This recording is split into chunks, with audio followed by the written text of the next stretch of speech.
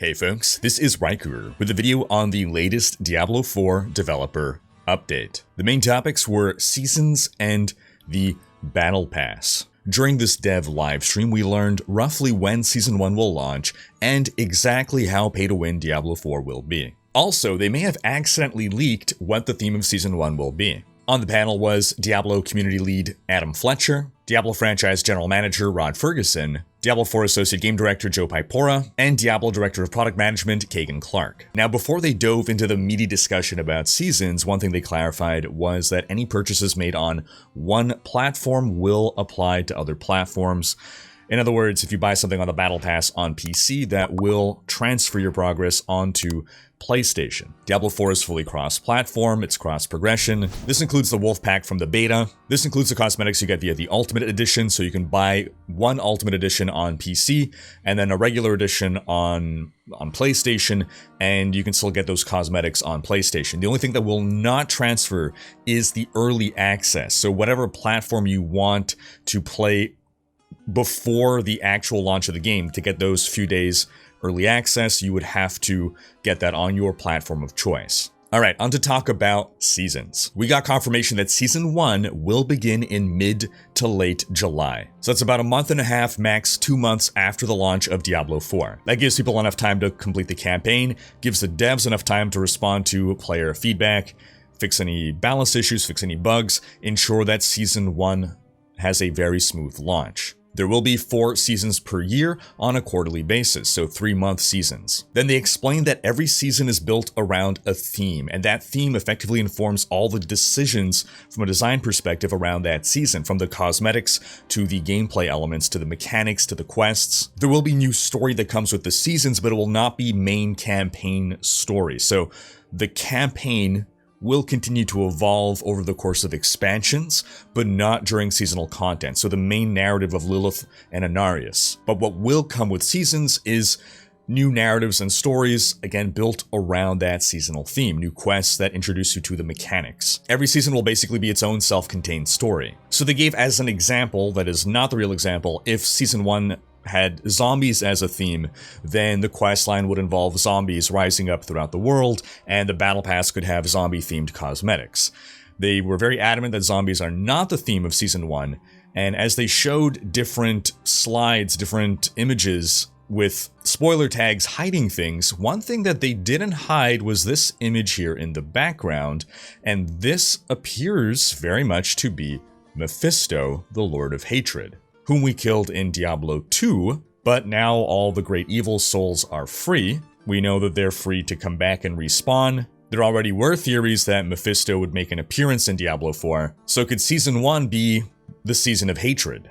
Or, you know, is this just some fancy artwork? Anyway, back to seasons. Every season is going to introduce new, fresh gameplay experiences. They want to add new mechanics. They basically want you to be able to experience your character, if you want to make the same kind of character, in a new way, a different way. Basically, seasons will modify and change how you build your character. And this is via more than just balance changes. Now, these features are being designed for just the season in mind. They will be retired at the end of the season. That's because they don't want to just introduce infinite power creep. However, they will be considered for reintroduction later. So if something is really popular, then they're open to bringing that back. They want to listen to player feedback, and that'll inform them on, okay, this was a really successful feature, let's see about implementing this into the base game, into the Eternal Realm. We're going to use the term season to refer to that 3-month period, and then the Eternal Realm is non-season. So at the end of a season, your character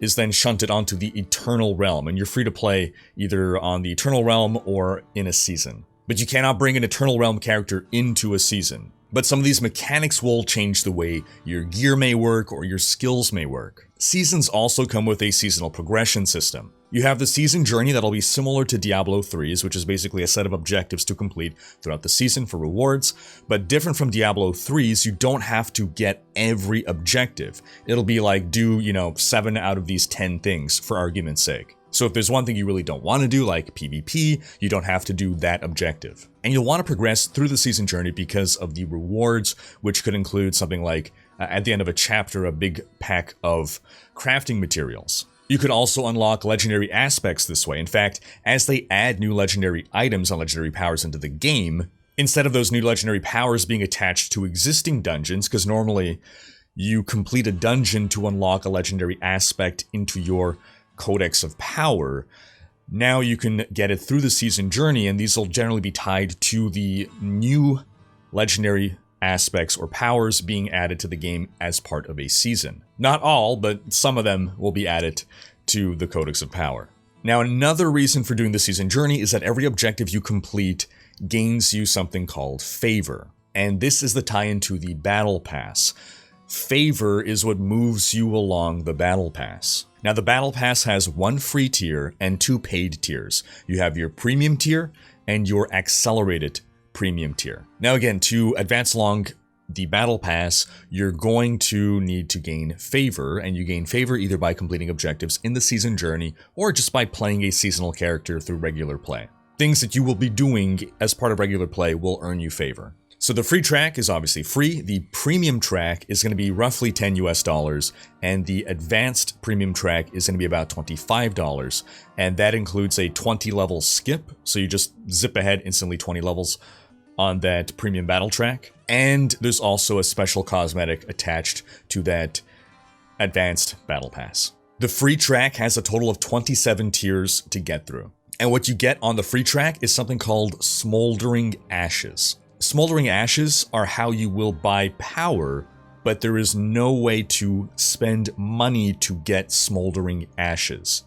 So, with your Smoldering Ashes, which you get for free, and you cannot spend money on, you can then spend those in-game on a couple different things that will help you, or more specifically help you on alt characters, either level them up faster or otherwise gain some in-game power benefit. On the paid battle passes, there's only cosmetics. There are no Smoldering Ashes. So the parallel here is Diablo 3 Season Journey. After you unlock a chapter, you get your Hadrig's Gift. This is unlocking power through the season journey in Diablo 3. You cash in your rewards, you get your set, big jump in power. This is the same thing. You are earning a power buff through regular play. Just unlike Diablo 3, they're giving you some agency in how you want to spend that power or acquire that power. So you get this currency to buy the power buff that you desire. Now you might ask, well, what about that advanced track that lets you skip 20 tiers? Since all the battle passes are combined into one, that would make you skip 20 tiers on the free pass, thereby unlocking those Smoldering Ashes. True, however, the Smoldering Ashes additionally have a requirement before you can access them. So, for instance, you need to be like level 10 before you can spend it. So the idea basically behind that 20 tier skip is you're skipping it for purposes of unlocking the cosmetics, not for unlocking the Smoldering Ashes sooner. They're gating your access to the Smoldering Ashes behind, I guess, where they expect you to be when you would have earned those Smoldering Ashes through normal play. That seems to be the spirit of the idea. So now that we've clarified that there's no way to purchase power in Diablo 4, let's wait for all the clickbait YouTube headlines and Reddit threads and forum posts about people ranting about buying power in Diablo 4. Now, the premium track adds an additional 67 tiers to bring the total to 90 tiers to progress through. Again, cosmetics. There's 2 full armor sets to unlock for every class, and they're basically a celebration of the season theme. There's also a seasonal mount armor, plus other cosmetics peppered in that are more just kind of fun roleplay cosmetics. I think there was like mention of white underwear or something. And again, you have 3 months to get through these 90 tiers. And they said that this was designed to be an achievable goal. That said, every new season is a fresh reset of that battle pass. You don't get to carry over any progress from a past season battle pass, and that includes any of those, what are they called? Smoldering Ashes. Jargon. Now, from a design perspective, it does seem that seasons very much are how the game is being balanced. They want that 90-day period to be the real core experience, starting from level 1 and going to level 100. So while you are free to keep playing on the Eternal Realm on non-season, the focus of their efforts will be on the seasonal experience. And again, once you've completed the campaign one single time, you never have to do it again. You can, but you can forever just skip the campaign on any other season. And something that actually seems to possibly contradict previous information we had, I believe they stated that if you complete the campaign on softcore, you also can skip it on hardcore.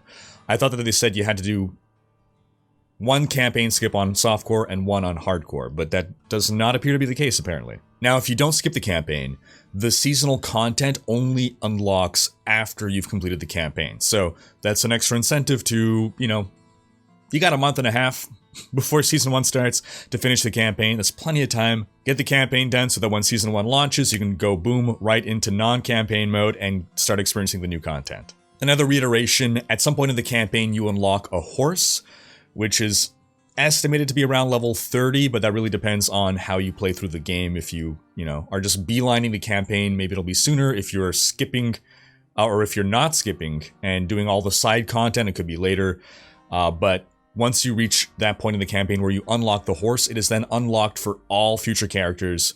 So starting at level 1, you can have a horse on any future character. Also, if you skip the campaign, your character starts in Kiovashad, as opposed to where you start with the campaign. That may change in future seasons, but it sounds like you start in a town hub. Also, some clarification on Altars of Lilith. These are these hidden Easter eggs throughout the world for you to collect.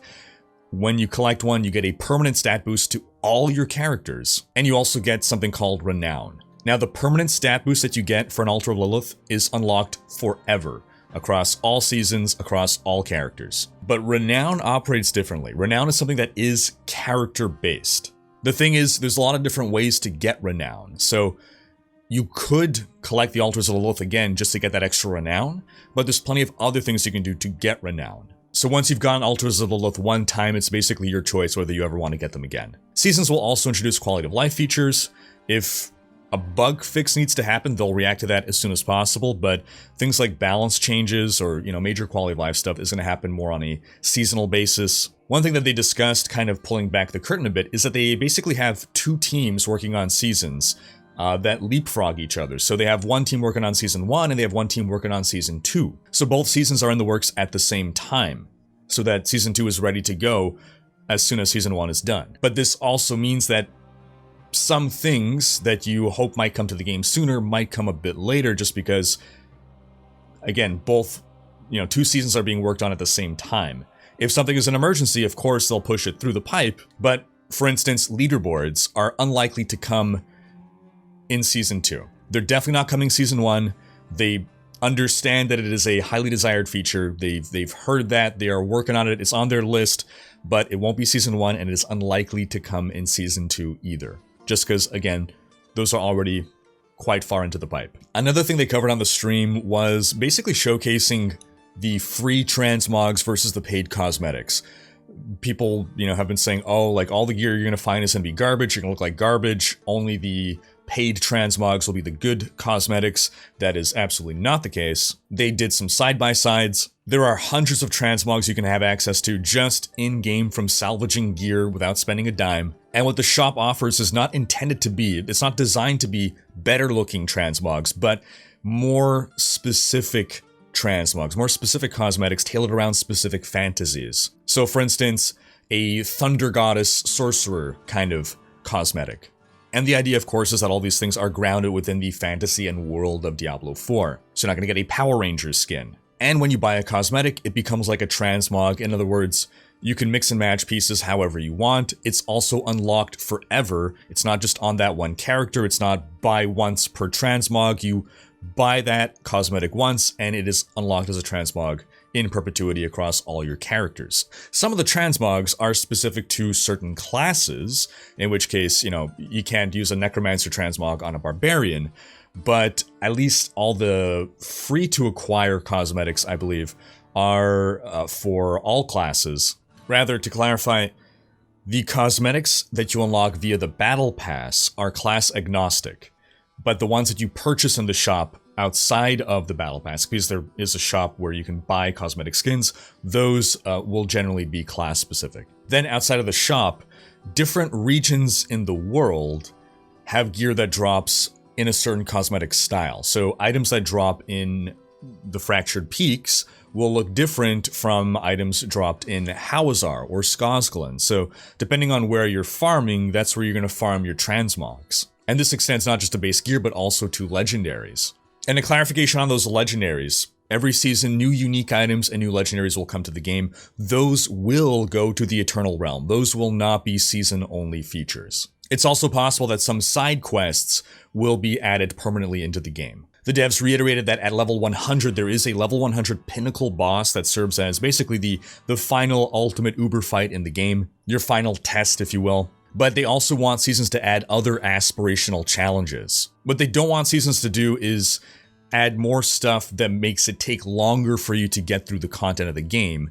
They want to add things that are like, oh, here's like another challenge that you could choose to go test yourself against. A new benchmark to measure your power. They're going to use seasons to test new gameplay features, see if they work well or not, and then workshop them, potentially bring them back, and of course always listen to the community. They want to see how people are going to play the game, and they want feedback on features that are working, features that are not working. They also want feedback on cosmetics that people want. You know, if there's some kind of themed skin you want to see in the shop for a certain character, they want feedback on that as well. They also do intend to make balance changes, of course. They don't want one, playstyle to dominate, so they're going to buff underperforming builds or playstyles to try to bring things to parity. They understand nothing will ever be fully balanced, but at least get as close to perfect balance as you can reasonably get. Prior to the launch of Season 1, there will still be a shop, but with a reduced number of things in it. There will be armor sets, there will be mounts, there will be mount armors, emotes, even headstones. Basically, when you die, you leave a headstone, so you can have different headstones if you want. They also specified that if you do buy the premium battle pass late, as in, not at the start of the season, you will retroactively get whatever rewards you've passed along the track. Also, the season journey is something that you can gain progress on, not just by doing season stuff, but also by playing through the campaign. And the season journey rewards may change season to season. In fact, some are likely to be themed to the season theme. Now, one question that was asked from the audience was, will the shop have any... Basically, they didn't say it this way, but there's going to be FOMO. Is there going to be fear of missing out? Will there be limited time cosmetics that you can only get now, and then they're going to disappear forever? And the short answer is no. The longer answer is that you're going to get a sort of personalized shop experience that's going to rotate on a weekly basis. And I guess it's going to be some kind of AI that's going to try to recommend you things that it thinks you will be interested in, I guess, based on the classes that you're playing. But when something gets rotated out, it's not vaulted and gone forever. It can always be rotated back in a future week. Something that wasn't 100% clear, but it sounds like you also possibly have the ability to just peruse literally every item. It was specified that outside of the recommendations you're given, you can go look and see what's available for every class. It wasn't explicitly stated that that gives you access to the entire catalog. So, a little bit of a question mark there, but again, the short answer is nothing will be gone forever. You can, at worst, buy something in a future week.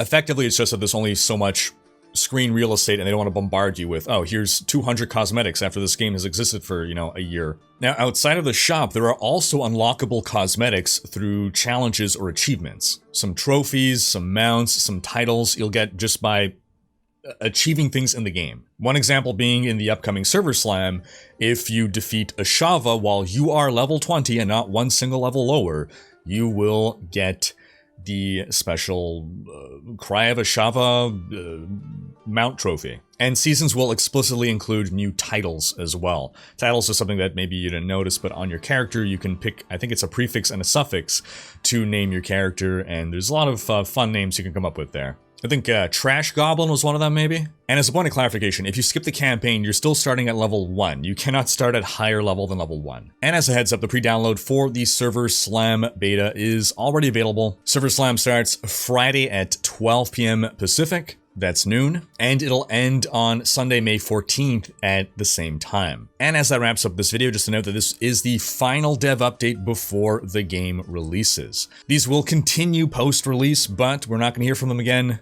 before June 6th. The date's approaching. Again, I'm trying to finish my lore series, get caught up on Diablo 4 by the time D4 releases. I put out a lore video recently on the Diablo 2 expansion, Lord of Destruction. I'm currently working on a lore video for Diablo Immortal.